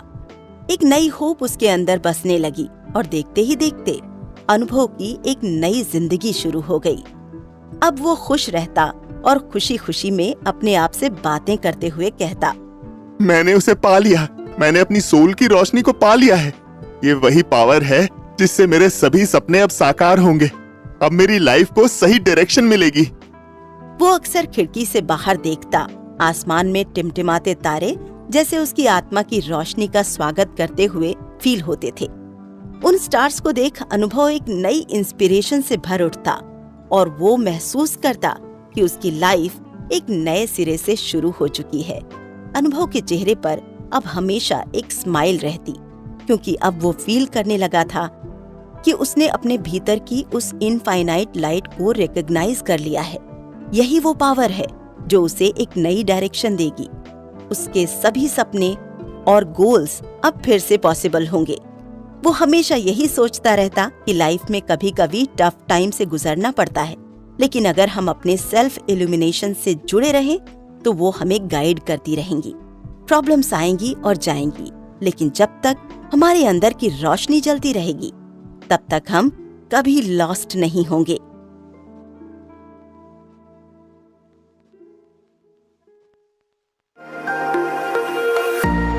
बहुत ही खस्ता हाल वाले मकान में अमृता झोपड़ी के एक कोने में बैठी हुई थी। उसके चेहरे पर थकान और मायूसी साफ झलक रही थी। उसके कपड़े फटे हुए थे और उसके शरीर से गंदगी और बदबू की महक आ रही थी। उस घर के चप्पे चप्पे में गरीबी महसूस की जा सकती थी। वो सदमे में बैठी मन ही मन बड़बड़ा रही थी। बॉडी पेन और कितने दिन रहेगा? इतने दिनों से कुछ खाया भी नहीं है। क्या खाने को अमृता, जो तू खाने की बात कर रही है? ना तो खाना है और ना पैसा। कैसी हो गई है मेरी कंडीशन? बिल्कुल अकेली और हेल्पलेस हो गई हूँ मैं। अमृता कुछ देर साइलेंट रही और अपने मन में चल रहे ख्यालों के बवंडर से मन ही मन लड़ने लगी। उसकी नजरें एकदम होपलेस हो चुकी थीं। उसके चेहरे पर गहरी निराशा और थकान साफ साफ नजर आ रही थी। फिर वो धीरे से इधर उधर हिलती डुलती अपने आप से बातें करने लगी। ओ ऊपर वाले, आखिर मेरी क्या गलती है? मैंने तो बस खुलकर जीना चाहा था। बचपन से ही मेरी लाइफ स्ट्रगल से भरी रही। पहले पापा की डेथ, फिर माँ की, और अब मेरी ही लाइफ ने मुझे छोड़ दिया है। मैं हर दिन हर मिनट इतनी लोनलीनेस फील कर रही हूँ कि अब लगने लगा है कि मेरे अंदर वो स्पार्क अब खत्म हो गया है। ये कहते कहते अमृता की आवाज में गुस्सा आ गया, मगर वो खुद से हारा हुआ फील कर रही थी। उसकी आंखों से आंसू बहने लगे थे। मुझे याद है जब मैं छोटी इनोसेंट सी बच्ची थी तो ड्रीम्स देखा करती थी। मैं सोचा करती थी कि एक दिन मेरा भी एक अच्छा घर होगा, मेरी भी एक प्रॉस्परस लाइफ होगी। लेकिन ये क्या, मेरी हर विश, मेरा हर ड्रीम टूट गया। मेरे पेरेंट्स तो चले गए मुझे अकेला छोड़कर, फिर भी मैं नहीं टूटी। मैंने अकेले खुद से ही फार्मिंग शुरू की ताकि उससे कुछ पैसे मिल जाए, लेकिन हर बार मुझे लोगों ने धोखा दिया। अमृता बोलते बोलते रोने लगी थी और उसका गला बीच बीच में बोलते बोलते अटकने लगा था। उसके चेहरे पर निराशा के गहरे काले बादल साफ साफ दिखने लगे थे। उसकी आंखें एक बार फिर रोने से लाल हो गई थीं। मैंने बचपन से ही घर की सारी रिस्पॉन्सिबिलिटीज उठाई। जब तक माँ थी तब तक उनकी हर काम में हेल्प की, तब उनकी केयर की जब वो बीमार पड़ जाती थी। फिर उनकी डेथ के बाद मैं पूरी तरह अकेली रह गई। मैंने सोचा चलो खेती कर लूंगी, अपना घर बसा लूंगी, लेकिन मेरी किस्मत ही कुछ ऐसी है कि मेरी मेहनत कभी रंग नहीं लाई। ना खेती से कुछ हाथ लगा और ना घर बसा सकी। मेरी ये गरीबी देखकर लगता है मानो नेचर ने मुझे बिल्कुल ही भुला दिया है। शायद यही मेरी डेस्टिनी है। शायद भगवान ने मेरे लिए यही लिखा है। लेकिन क्या मैं हथियार डाल दूं? क्या मैं चुपचाप बैठी रहूं और अपनी लाइफ को इस तरह बर्बाद होती देखती रहूं? नहीं, मैं ये लड़ाई लड़ूंगी। मैं अब तक पूरी तरह से हारी नहीं हूं। इतना कहकर अमृता धीरे से उठी और कहीं जाने की तैयारी करने लगी, जैसे उसे एक नई पावर और एनर्जी मिल गई हो। अमृता तेज कदमों से घर से बाहर निकलने लगी कि तभी उसके सामने एक साधु आ गया। उस साधु के कपड़े फटे पुराने थे और वो एक लाठी के सहारे चल रहा था। अमृता को देखते ही उसने पूछ लिया, कहाँ जा रही हो बेटी? देख रहा हूं कि तुम्हारे चेहरे पर लड़ने का भूत सवार है। कोई परेशानी है तुम्हें? मेरी परेशानी ये है कि आप कौन हैं? मैं एक साधु हूं बेटी। अब मेरा एड्रेस मत पूछना, क्योंकि मेरा कोई घर है ही नहीं। मैं सारी दुनिया में बस घूमता रहता हूं। बस अपने उसी एक्सपीरियंस से कह रहा हूं कि तुम अभी अपनी लाइफ में कुछ नया करने जा रही हो। तुम्हारी आंखों में एक अजीब सा स्पार्क है। जी मैं अब हालातों के आगे सरेंडर नहीं करने वाली बाबा। लाइफ ने मुझे बहुत कुछ दिया है, सफरिंग, पेन, मिजरीज, लेकिन अब बस, अब मैं लड़ने वाली हूं। अपनी फैमिली को मैंने खो दिया, मेरी खेती बर्बाद हो गई, मैं होमलेस और बेसहारा हो गई हूं। लेकिन फिर भी मैं नहीं हारूंगी। मेरा हार्डवर्क जरूर रंग लाएगा। बहुत अच्छा बेटा, मैं तुम्हारी इस इच्छा, इस फील को समझ सकता हूं, लेकिन लाइफ जीने का एक सही तरीका भी होता है। सिर्फ स्ट्रगल करने से कुछ नहीं होता। कैसा तरीका बाबा? मैं तो बस अपनी लाइफ में हैप्पीनेस चाहती हूँ। मैंने बहुत स्ट्रगल किया है और अब और नहीं कर सकती। मेरे में और बुरे दिन देखने की हिम्मत नहीं बची है। सुनो बेटा, तरीका यह है कि तुम्हें लाइफ को एक नए पर्सपेक्टिव से देखना होगा। जैसे ये अर्थ जिस पर हम खड़े हैं, वैसे ही हमारा शरीर भी एक अर्थ जैसा है। हमारे थॉट्स और एक्शंस हमारी इस अर्थ पर बीजों का काम करते हैं। अगर हम अच्छे थॉट्स और एक्शंस के बीज बोएंगे तो हमारी ये धरती पॉजिटिव एनर्जी को पूरी बॉडी में भेजेगी। पर अगर हम नेगेटिविटी और बैड थॉट्स के बीज डालेंगे तो ये धरती नेगेटिविटी ही अंदर फैलाएगी। मतलब मैं अभी भी ठीक से समझी नहीं बाबा, थोड़ी और डिटेल में समझाइए। देख बेटा, जिस प्रकार किसान खेत में बीज बोता है और फिर उसकी देखभाल करता है, उसी प्रकार हमें भी अपने शरीर में अच्छे थॉट्स और अच्छे कर्मों के बीज बोने चाहिए। हम जो कुछ भी सोचते या करते हैं, उसका इम्पैक्ट हमारी बॉडी पर पड़ता है। नेगेटिव थॉट्स और रॉन्गफुल एक्शंस हमारी इस धरती को नुकसान पहुंचाते हैं। इसलिए हमेशा पॉजिटिव माइंडसेट रखो और जी तोड़ मेहनत करो। हाँ, अब मैं धीरे धीरे आपकी बात समझ रही हूँ। मतलब मुझे अपनी लाइफ की नई बिगिनिंग करनी चाहिए। पॉजिटिव थॉट्स और एक्शंस के लिए मुझे अपनी बॉडी में, अपनी इस धरती में सिर्फ ऑप्टिमिस्टिक सीड्स ही बोने चाहिए। बिल्कुल सही समझा तुमने। अब तक तुमने जो कुछ किया वो सिर्फ तुम्हारी इस धरती को वीक बनाता गया। तुमने अपनी धरती पर नेगेटिविटी के सीड्स बोए तो तुम्हें रिटर्न में नेगेटिविटी ही मिली।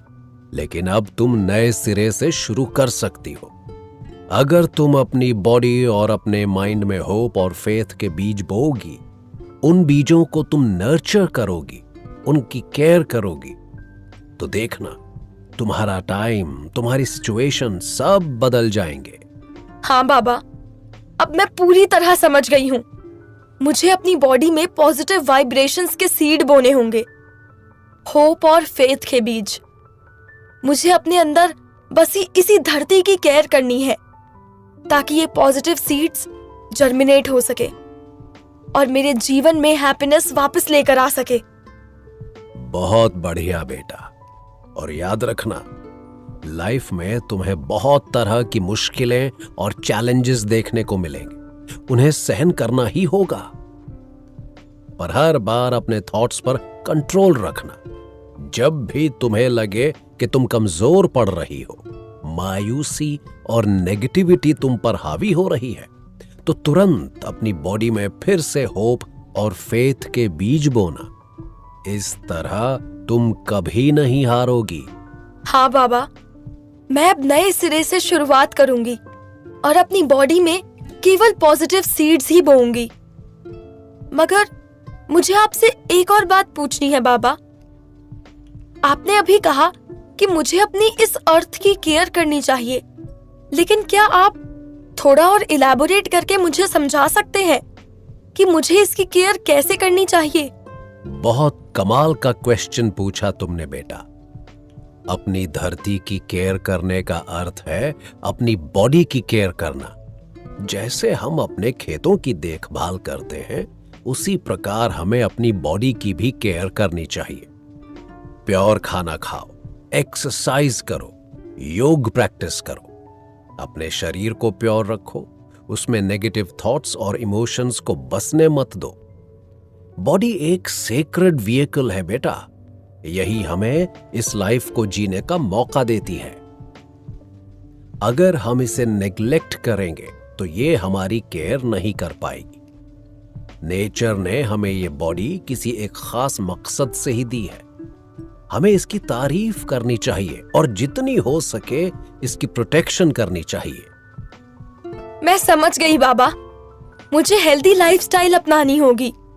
मुझे योगा और एक्सरसाइज करना होगा, प्योर डाइट स्टार्ट करनी होगी और अपने शरीर को हर तरह से एक्टिव रखना होगा।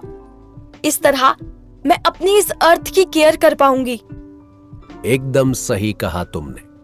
तुम अब लाइफ के इस सही रास्ते पर चल पड़ी हो। अब इसी पाथ पर आगे बढ़ती रहना। और हाँ, मेरी एक और एडवाइस साथ ले जाओ। हमेशा ध्यान रखना कि तुम्हारे थॉट्स और एक्शंस सच्चे और अच्छे हों।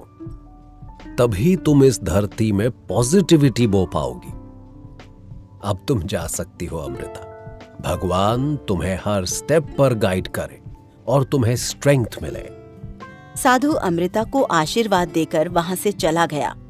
अमृता उनके बताए लाइफ के इम्पोर्टेंट लेसन्स पर सोचने लगी। सच में मेरी लाइफ आज से पूरी तरह ट्रांसफॉर्म हो जाएगी। इस साधु ने मुझे लाइफ देखने का एक नया पर्सपेक्टिव दिया है। अब मैं अपनी इस अर्थ को, अपने शरीर को कल्टीवेट करूंगी। मैं इसमें केवल पॉजिटिविटी और प्योरिटी के सीड्स बोऊंगी। होप, फेथ और एंथुसियाज्म के सीड्स। मुझे पूरी कोशिश करनी होगी कि मेरे थॉट्स और एक्शंस भी रियल रहे। अमृता गहरी सांस लेती है और अपने आसपास देखती है। उसके चेहरे पर एक नई ऑप्टिमिज्म की लहर दौड़ती हुई दिखाई देती है। वो खुद से बात करते हुए एक्साइटमेंट में कहती है, ये धरती कितनी ब्यूटीफुल और काम है।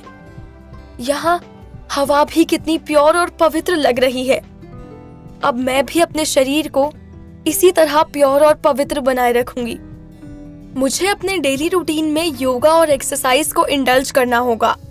साथ ही हेल्दी खाना खाना होगा और अपने थॉट्स को कंट्रोल भी रखना बहुत जरूरी है। अब मेरी लाइफ बदलेगी। मैं इस नए रास्ते पर चलूंगी। कोई भी ऑब्स्टेकल मुझे नहीं रोक पाएगा। होप और फेथ के बीज बोकर मैं अपनी जिंदगी में खुशियां लाऊंगी। इस तरह साधु से मिलकर अमृता की लाइफ में एक रेवोल्यूशनरी चेंज आया। उसने अपनी लाइफ को एक नए पर्सपेक्टिव से देखना शुरू किया। उसे समझ आया कि बॉडी एक धरती की तरह है और इसमें हमें पॉजिटिव थॉट्स और एक्शंस के बीज बोने होते हैं। अमृता अपनी पुरानी निराशा और होपलेसनेस को पीछे छोड़कर एक नई जर्नी पर निकल पड़ी। उसके मन में अब ये विश्वास जग गया था कि वो अपनी इस नई लाइफ में सक्सेसफुल होकर रहेगी। अमृता अगले ही मोमेंट अपने रूटीन में चेंज कर देती है और कुछ महीने बीत जाने के बाद अमृता अपने आप में एक बहुत बड़ा चेंज फील करने लगती है। उसके चेहरे पर एक नई होप और एंथुसियाज्म छा गया था। वो अपने फ्यूचर के चैलेंजेस का सामना करने के लिए तैयार हो गई थी, क्योंकि अब उसके पास एक नई लाइफ की फिलॉसफी थी। वो अपनी बॉडी यानी इस धरती की केयर करेगी और इसमें पॉजिटिविटी के बीज बोएगी। जीवन की हर डिफिकल्टी से डट कर लड़ेगी और हर हाल में विक्ट्री हासिल करके रहेगी। आधी रात के अंधेरे में लोनलीनेस और सैडनेस का माहौल बना हुआ था। प्रशांत अपने बेड पर लेटा बिल्कुल बेजान लाश की तरह पड़ा था। उसकी आंखों से आंसू बहने लगे थे और उसे अपने सीने पर भारी बर्डन फील हो रहा था। बीते कुछ महीनों से उसकी लाइफ बिखरती चली गई थी और वो अपनी प्रॉब्लम्स के दलदल में धंसता चला जा रहा था, जिसे वो बचपन से ही अपना ड्रीम मानता आया था। उसकी वो पायलट की जॉब फ्रस्ट्रेशन देने लगी थी। कंपनी के घटते प्रॉफिट और बढ़ते कंपटीशन के चलते उसकी जॉब पर रिस्क मंडरा रहा था। काम का बढ़ता प्रेशर और लगातार फ्लाइट्स पर फ्लाइट्स लेना उसकी हेल्थ पर भी बुरा असर डाल रहा था। फ्लाइट के दौरान ही कई बार उसे हेडेक और बेहोशी होने लगती थी। उसकी पर्सनल लाइफ भी उसके लिए एक चैलेंज बन गई थी। उसकी वाइफ रितु भी उसके बिहेवियर से परेशान होने लगी थी। वो दोनों लगातार लड़ते रहते और उन दोनों के बीच डिस्टेंसेस बढ़ते गए। बच्चों के साथ भी वो टाइम स्पेंड नहीं कर पाते थे। रितु भी जॉब करती थी, मगर फैमिली रिस्पॉन्सिबिलिटीज के साथ साथ प्रशांत को संभालना उसके लिए मुश्किल होता जा रहा था। ऊपर से फाइनेंशियल टेंशन भी उन पर हावी होती जा रही थी। प्रशांत की सैलरी से पूरी फैमिली का खर्चा चलाना मुश्किल हो रहा था। लोन अमाउंट बढ़ता जा रहा था और एक छोटे घर के अलावा उनके पास अब और कुछ नहीं बचा था।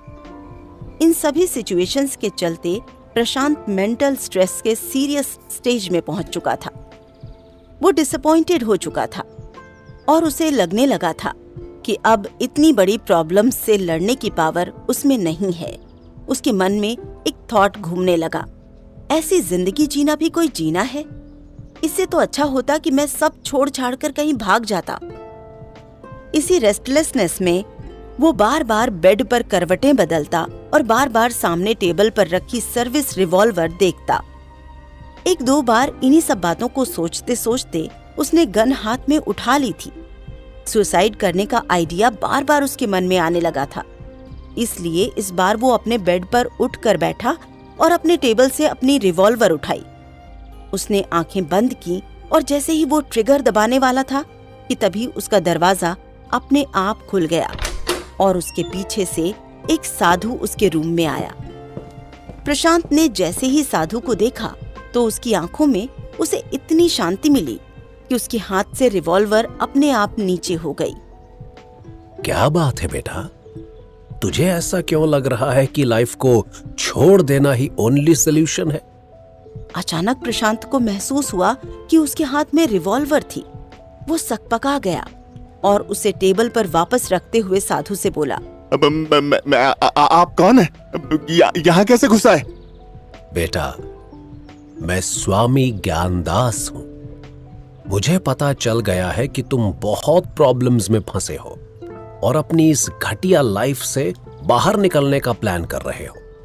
लेकिन लाइफ तो बहुत ही प्रेशियस होती है बेटा। इससे भागना नहीं चाहिए, बल्कि इससे लड़ना सीखना चाहिए। लेकिन बाबा, मेरी प्रॉब्लम्स इतनी गहरी हैं कि उनका कोई सॉल्यूशन नहीं दिखता। मेरे पास अब कोई ऑप्शन नहीं बचा है। बेटा, हर प्रॉब्लम का कोई ना कोई सॉल्यूशन तो जरूर होता है। बस हमें पेशेंस और डिटर्मिनेशन से उस टाइम उस प्रॉब्लम का सामना करना होता है। लाइफ है तो प्रॉब्लम्स तो आएंगी ही, लेकिन हमें उनसे डरना नहीं चाहिए, बल्कि उन्हें फेस करना चाहिए। पर बाबा, मुझसे और नहीं लड़ा जा रहा है।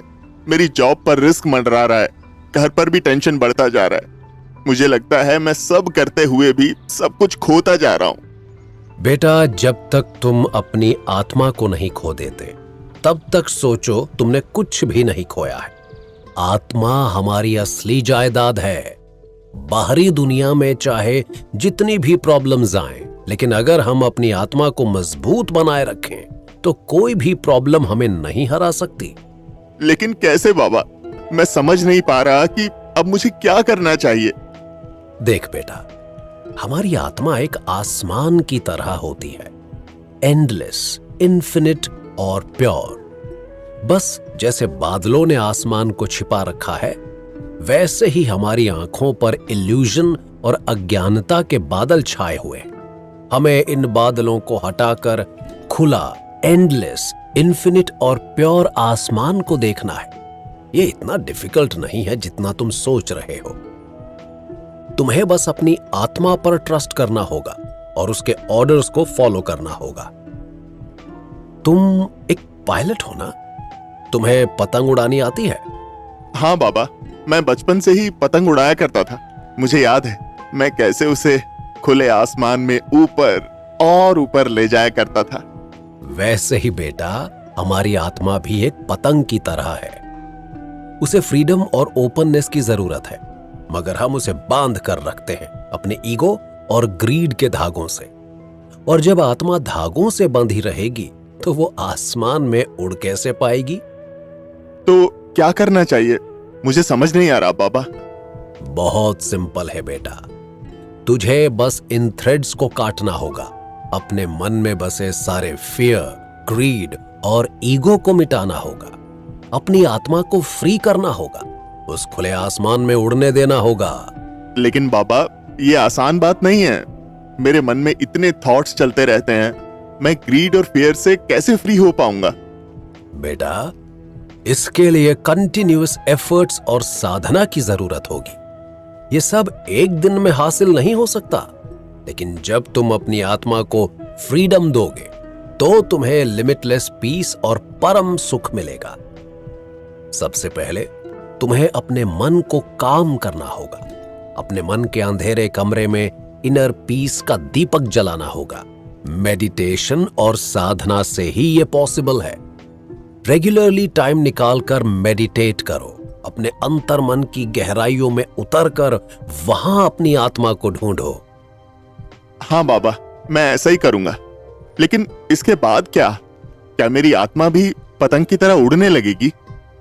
नहीं, उसके बाद बेटा तुझे अपने डिजायर्स और ग्रीड पर कंट्रोल करना होगा। इन क्रेविंग्स ने हमें बांध कर रख दिया है, हमें इनसे फ्री होना होगा। सिंप्लिसिटी और कंटेंटमेंट को अपनाना होगा। लेकिन बाबा, मेरा काम, फैमिली और रिस्पॉन्सिबिलिटीज का क्या करूं? मुझे उनसे तो भागना नहीं चाहिए। नहीं, बिल्कुल नहीं बेटा। इन रिस्पॉन्सिबिलिटीज को निभाना भी आत्मा की फ्रीडम का एक पार्ट है। तुझे उन्हें भगवान के गिफ्ट समझकर निभाना चाहिए, पर निभाते समय फियर और स्ट्रेस को दूर करना होगा। अपनी ड्यूटीज को निभाओ, पर अटैचमेंट से नहीं बल्कि अफेक्शन से। बाबा, आप बहुत गहरी बातें कर रहे हो। मुझे लगता है मेरी प्रॉब्लम्स का सॉल्यूशन यही है, आत्मा को फ्रीडम देना और उसकी आवाज सुनना। बिल्कुल सही कहा तुमने बेटा, तुम समझ गए। अब तुम्हें इसी रास्ते पर चलना है। अपनी आत्मा को फ्रीडम दो और उसकी आवाज पर चलो। फिर देखना कितना पीस और हैप्पीनेस तुम्हारी लाइफ में आएगी। थैंक यू बाबा, आपने मुझे लाइफ दी है आज। अब मैं अपनी आत्मा की खोज करूंगा और उसे फ्री करने की कोशिश भी करूंगा। यही तुम्हारी असली जिंदगी की शुरुआत होगी बेटा। याद रखना, हमारी आत्मा विशाल आसमान की तरह है। उसे बस फ्रीडम चाहिए ताकि वो ऊंचाइयों को छू सके। तभी हम सच्ची हैप्पीनेस और पीस पा सकते हैं। प्रशांत ने साधु के चरणों में सिर झुकाया और जब वो उठा तो साधु वहां से जा चुके थे, लेकिन उन्होंने उसके भीतर एक नई किरण जगा दी थी, आत्मा की फ्रीडम देने की एक किरण। उस रात प्रशांत ने जीवन में पहली बार अपनी आत्मा का होना फील किया और उसे फ्रीडम दिलाने का उसने संकल्प लिया। वो जानता था कि ये आसान नहीं होगा, लेकिन अब वो इसके लिए तैयार था, क्योंकि आत्मा की फ्रीडम ही उसके लिए सच्ची फ्रीडम थी। प्रशांत की जर्नी यहीं से शुरू हुई। वो अपनी आत्मा को खोजने और उसे फ्रीडम देने की कोशिश करने लगा। शुरुआत में ये आसान नहीं था, लेकिन धीरे धीरे उसने मेडिटेशन और साधना को अपनाया, अपने माइंड को शांत करने की कोशिश की और अपनी डिजायर्स पर काबू पाने लगा। जिंदगी की मुश्किलें तो आती रहीं, लेकिन अब प्रशांत उनका सामना डर और स्ट्रेस के बिना करने लगा था। उसने अपनी ड्यूटीज को लव और डेडिकेशन से पूरा किया था। धीरे धीरे उसकी आंखों से पर्दा हटने लगा और उसे अपनी आत्मा की झलक मिलने लगी थी। जैसे जैसे वो अपनी आत्मा को जानने लगा, उसके जीवन में पीस और हैप्पीनेस आने लगी। उसके अंदर की उथल पुथल कम होने लगी और एक गहरे सेटिस्फैक्शन का एक्सपीरियंस फील होने लगा। वो फील करने लगा कि उसकी आत्मा वाकई आसमान की तरह इनफाइनाइट और प्योर है। धीरे धीरे उसने अपनी आत्मा को पूरी तरह फ्रीडम दे दी। उसके माइंड से फियर, ग्रीड और ईगो का नामो निशान मिट गया। अब वो अपनी आत्मा की वॉइस पर चलने लगा और उसके सिग्नल्स को फॉलो करने लगा। इस प्रोसेस में प्रशांत ने अपने भीतर की गहरी पीस और जॉय को फील किया था। उसकी आंखों में एक नया एक्साइटमेंट और लाइफ के टुवर्ड्स नया विजन था। उसके चेहरे पर एक विशेष चमक आ चुकी थी और उसका बिहेवियर भी अब बदल गया था। अब प्रशांत अपनी समस्याओं का सामना बिना डरे करता था। उसे लगता था जैसे वो एक नई दुनिया में कदम रख रहा है, फ्रीडम और हैप्पीनेस की दुनिया। उसके जीवन में स्ट्रेस कम हो गया और पर्सनल रिलेशनशिप में भी सुधार आ गया। सबसे इम्पोर्टेंट बात ये थी कि उसकी आत्मा अब उड़ान भर रही थी उस खुले आसमान में। वो इनफाइनाइट हैप्पीनेस और गहरा पीस फील कर रहा था। उसने सच में फील किया कि आत्मा एक आसमान की तरह इनफाइनाइट और फ्री होती है। प्रशांत की कहानी से ये सीख मिलती है कि जीवन में प्रॉब्लम्स आएंगी ही, लेकिन अगर हम अपनी आत्मा की आवाज पर चलें और उसे फ्रीडम दें तो हम उन सभी प्रॉब्लम्स को पार कर सकते हैं। हमारी आत्मा रियल में आसमान की तरह है, इनफाइनाइट, डीप और प्योर। बस हमें उसकी आवाज सुननी है और उसके सिग्नल्स पर चलना है। तभी हम असली हैप्पीनेस और पीस पा सकेंगे। तभी हमारा जीवन एक नई उड़ान भरेगा, जॉय और लिबरेशन की। इसलिए आइए हम सभी अपनी आत्मा को फ्रीडम दें और उसके साथ खुले आसमान में उड़ने का एक्सपीरियंस लें, क्योंकि वही हमारी असली जिंदगी है।